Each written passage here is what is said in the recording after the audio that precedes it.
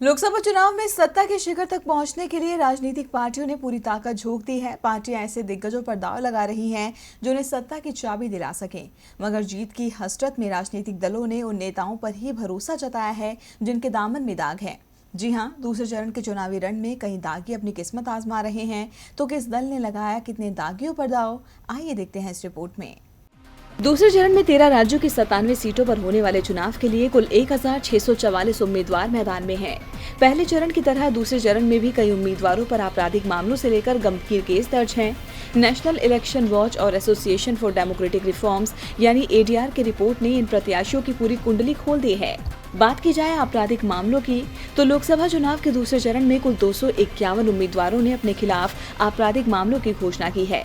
प्रमुख दलों में कांग्रेस के 53 उम्मीदवारों में से 23, बीजेपी के 51 उम्मीदवारों में से 16, बीएसपी के 80 उम्मीदवारों में से 16, एआईएडीएमके के 22 उम्मीदवारों में से 3, डीएमके के 24 उम्मीदवारों में से 11 और शिवसेना के 11 उम्मीदवारों में से 4 के खिलाफ आपराधिक मामले चल रहे हैं। इस रिपोर्ट में यह भी बताया गया है कि 251 उम्मीदवारों में 167 प्रत्याशी ऐसे हैं जिन पर गंभीर आपराधिक मामले दर्ज हैं।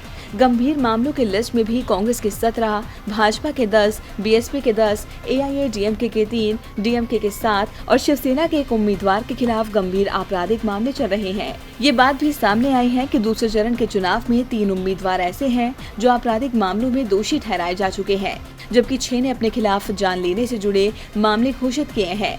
8 उम्मीदवारों ने हलफनामे में अपहरण से जुड़े मामलों के बारे में बताया है, जबकि 10 उम्मीदवारों ने महिलाओं के खिलाफ अपराध से जुड़े मामले होने की जानकारी दी है। वैसे तो सुप्रीम कोर्ट ने ये जिम्मेदारी पार्टियों के कंधों पर डाली है कि वो दागी सांसदों को संसद में जाने से रोकें, कि यहाँ तो तमाम राजनीतिक दल ही सुप्रीम कोर्ट की अवहेलना कर रहे हैं और सरेआम दागियों पर दांव लगा रहे हैं। डीबी लाइव की रिपोर्ट।